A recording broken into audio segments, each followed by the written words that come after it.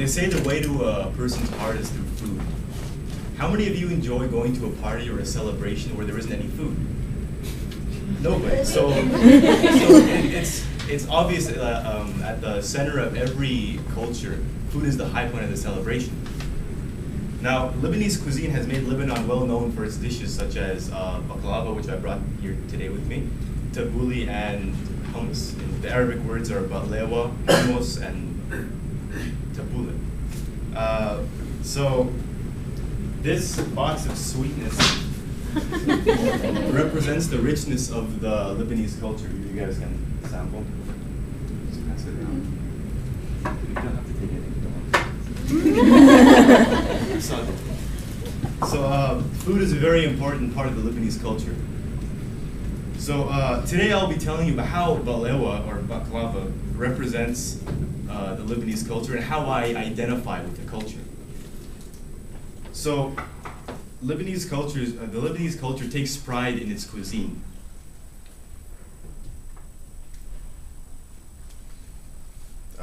So the people in that part of the world, they use it as not just something to eat, they use it as something to relate or bond with one another.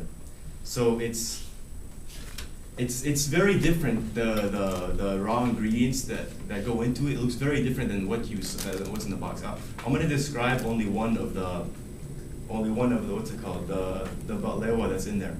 It starts out with filo bread. If you're not familiar with filo bread, it's a thin paper-like bread, or not bread, dough, sorry. A thin paper-like dough that really breaks easily if you leave it out there for more than 5 minutes exposed to air.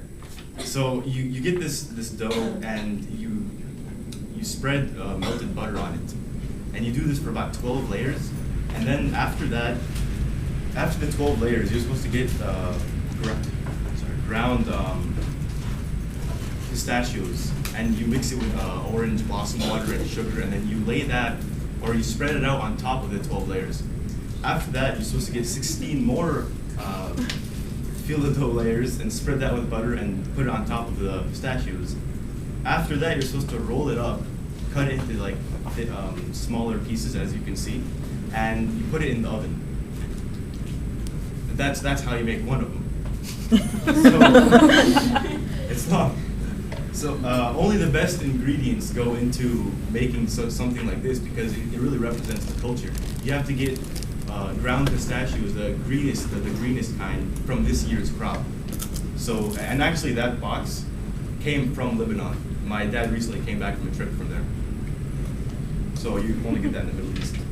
So how do I relate with this culture? Well, both of my parents are Lebanese, and I have been enjoying such delicacies like this since I was young. Also, my mom and grandmother still make dishes like this at home, simply, even though it's time-consuming, simply because it's something that's big in the culture. But the most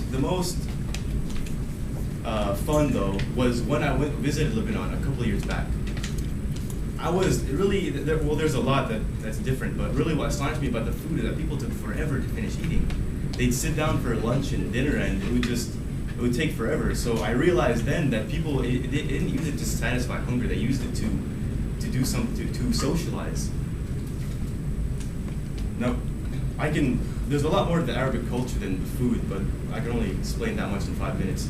So food is a very important part of any culture, likewise the Lebanese culture.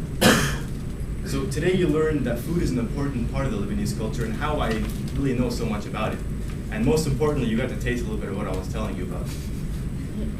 So as it turns out, people don't really eat to live, they live to eat.